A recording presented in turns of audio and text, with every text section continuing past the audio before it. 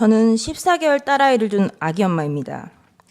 계엄 당일 6퇴 후에 소파에 누워있다가 계엄 선포를 보고 바로 법조문을 확인하였습니다. 민주당이 다수당인데 금방 해제가 될 텐데 대통령이 검사인데 그 사실을 모를 리 없을 텐데 도대체 이게 무슨 상황인가? 역시나 금세 국회 해제 의결이 있었고 계엄은 해제되었습니다. 담화문을 찬찬히 읽어보았습니다. 제가 임신과 출산과 육아를 하느라 몰랐던 민주당이 저지른 폐악을 일당 독재의 파쇼 행위를 확인하고 아이와 함께 하려고 비워둔 시간을 나누어 이 사건에 뛰어들게 되었습니다. 저는 계몽되었습니다. 체제 전복을 노리는 반국가 세력이 준동하고 있습니다. 약 4개월 전 선고된 민주노총 간첩 사건에서 최근 우리 사회의 모든 갈등이 간첩들의 지령에 의하여 일어났다는 사실을 확인할 수 있었습니다. 그 대표적인 것이 후쿠시마 원전 오염수 괴담입니다. 한반도와 주변 나라들에 대한 핵 테러 행위, 전 인류에 대한 대학살 만행을 폭로 단죄하는 기사들을 집중 게재하게 하라. 민주당의 플랜카드입니다. 인류를 향한 핵테러 시도를 당장 중단하라. 간첩 지령과 비슷한 단어입니다. 후쿠시마 오염 괴담이 사실이 아니라는 것을 밝히는데 1조 6천억 원이 소요되었습니다. 1조 6천억 원은 민주당이 삭감한 대왕고래 프로젝트 497억 30번, 민주당이 삭감한 민생범죄 수사 특활비 특경비 587억 27년치, 민주당이 삭감한 아이들보험 지원 사업 384억 40년치, 민주당이 삭감한 전공의 지원 예산 931억 17년치입니다. 윤석열 대통령은 2022년 3월 9일 당선되었습니다. 간첩들은 대선 후보 시절부터 윤석열 놈에게 공격의 화살을 집중하라고 하였습니다. 또한 공정, 기회, 새로운 변화로 청년들이 보수화되는 것을 막고 진보 민주개혁 세력의 역량상 우세를 보장하도록 조직 사업을 하라고 지령을 내렸습니다.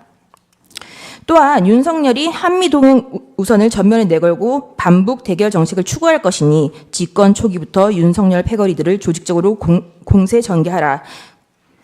그리고 윤석열 논과 일가 족속, 측근들의 정치 추문을 집요하게 압박 공세를 강화하라고 제2의 촛불항쟁 때와 같은 윤석열 탄핵투쟁의 불씨를 지펴 올리라고 지령을 내렸습니다. 이에 따라 비상계엄 전까지 약 178회에 달하는 윤석열 퇴진 탄핵 집회를 열었습니다.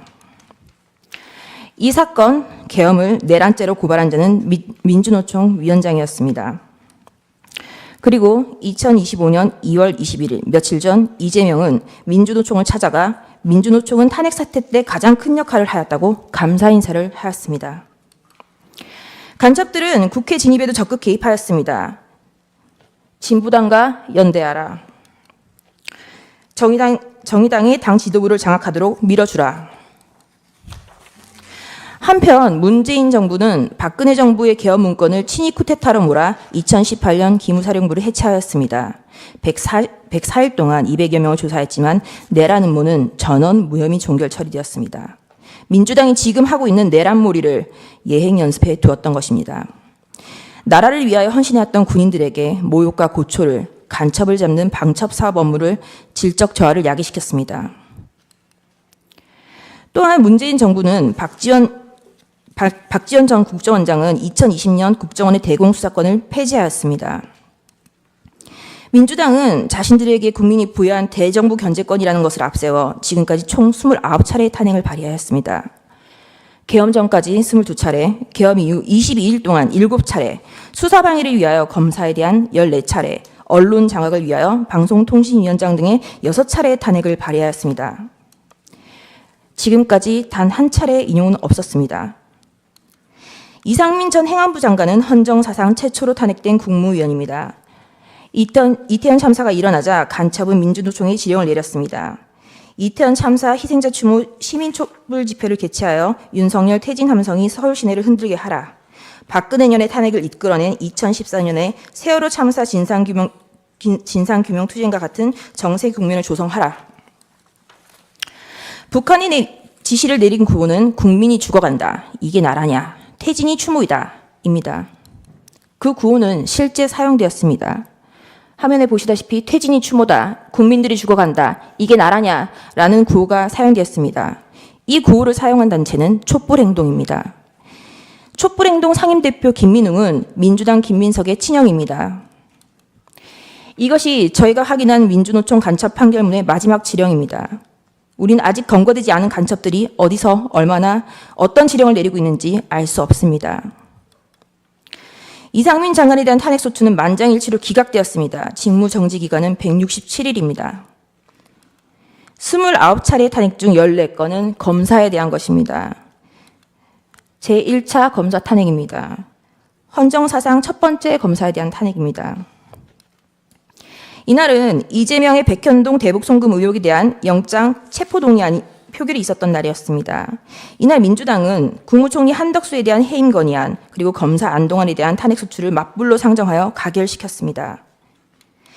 검사 안동환에 대한 탄핵은 기각되었고 직무정지 낸 기간은 251일입니다.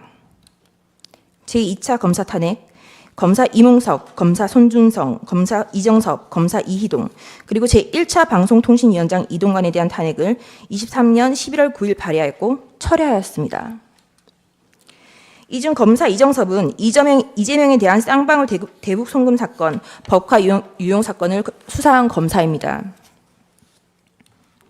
2023년 12월 28일 제3차 검사 탄핵, 검사 손준성, 검사 이정섭에 대하여 그리고 이동관 방송통신위원장에 대하여 탄핵소추를 다시 발의하였습니다.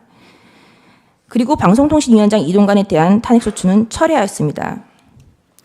그 철회 사유는 방송통신위원장에 대한 탄핵 사유를 검찰청법 위반으로 탄핵소추한다고 하여 황급히 철회한 것입니다. 이 탄핵소추안은 고민정 등 168인 등의 발의로 제출되었습니다. 민주당의 탄핵소추권은 이와 같이 사용되었습니다. 최소한 탄핵소추안을 쓰는 성의조차 없었던 것입니다. 그리고 그 다음 날 2023년 11월 29일 방송통신위원장 이동관에 대하여 세 번째 탄핵소추를 발의하였습니다. 이동관은 20일 사이에 3번이나 탄핵 발의를 당하였습니다. 탄핵이 가결되면 직무집행이 정지되어 방통위 업무가 마비되므로 이동관 방통위원장은 결국 사의를 표명하였습니다. 이와 같이 무성의한 장난 같은 탄핵소추 발의와 철회, 재발의에 대하여 국민의힘 소속 의원들은 국회의장들을 상대로 심의 표결권을 침해하였다며 권한쟁의 심판을 청구하였으나 각하했습니다. 결국 검사 손준성과 검사 이정섭에 대한 탄핵소추는 가결되었고 검사 이정섭에 대한 탄핵소추는 탄핵 사유 대다수가 직무와 무관, 특정되지 않아 전원일치 기각 결정이 내려졌습니다. 직무정지 기간은 272일입니다. 제4차 방송통신위원장 탄핵 2024년 6월 27일 방송통신위원장 김홍일 탄핵소추 발의되자 자진 사퇴하였습니다. 제4차 검사 탄핵 2024년 7월 2일 검사 박상용, 검사 강백신, 검사 엄희준, 검사 김영철에 대하여 탄핵소추 발의가 있었습니다. 검사 강백신은 이재명에 대한 대장동, 백현동 사건을 수사한 검사입니다. 검사 엄희준은 이재명에 대한 대장동, 백현동 사건을 수사하고 이재명에 대한 구속영장 청구를 한 검사입니다. 검사 김영철은 민주당 전당대회 돈봉투 사건을 수사한 검사입니다. 검사 박상용은 쌍방울 대북송금 사건의 수사검사입니다. 검사 박상용의 탄핵소추 사유입니다. 민원인 대기실 바닥에 설사를 하고 벽에 대변을 발랐다. 이화영에 대하여 이 보이는 영상 녹화실에서 연어회와 종이컵에 소주를 따라주고 진술을 회유하였다. 이재명에 대한 대북송금이 표적수사라는 것, 그리고 그것이 탄핵소추 사유였습니다. 당연히 이화영의 주장은 항소심에서 모두 배척되었습니다. 2024년 7월 25일 제5차 방송통신위원장 직무대리 이상인에 대한 탄핵소추가 발의되었고 다음 날 사의를 표명하였습니다. 이진숙은 2024년 7월 30일 방송통신위원장에 취임을 하였고 그 다음 날 탄핵소추가 발의되었습니다. 단 이틀 일하였는데 헌재는 4대4로 기각을 하였고 직무정지 기간은 174일입니다. 문재인 정권의 사드 고위지원 및 2급 비밀을 중국에 유출한 간첩 행위를 감사하는 것을 표적 감사라고 민주당은 비난을 하였습니다. 그러다가 2024년 12월 2일 독립된 헌법기관인 감사원장에 대한 탄핵을 발의하였습니다. 그리고 같은 날 검사 최재훈, 검사 이창수, 검사 조상원에 대하여 탄핵소추를 발의하였습니다. 그리하여 하루 뒤 그 다음 날 대통령은 2024년 12월 3일 비상계엄을 선포하였습니다. 반국가 세력의 사회 장악, 민주당의 언론 장악 시도, 입법 폭거, 사법 업무의 마비, 삼권 분리 원칙의 울각, 헌법기관인 감사원의 독립성까지 좌지우지하려는 일당 독재의 파쇼행이 대하여 국민들에게 현재의 상황을 알리기 위한 대국민 호소의 계엄을 선포하였습니다. 그럼에도 민주당은 멈추지 않았습니다. 결국 2024년 12월 5일 검사 최재훈, 이창수, 조상원에 대한 탄핵을 가결하였습니다. 그리고 감사원장 최재해에 대해서도 탄핵을 가결하였습니다.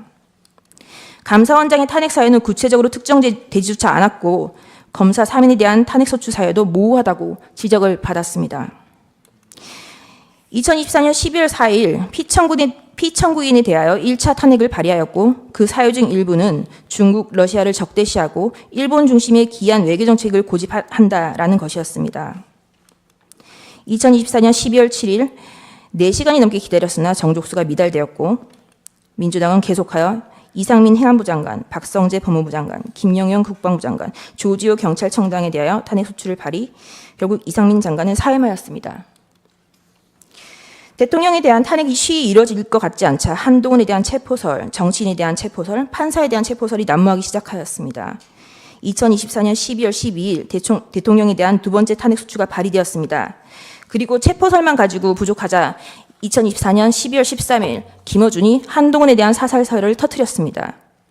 우리는 모두 이 뉴스가 이제는 가짜인 것을 압니다.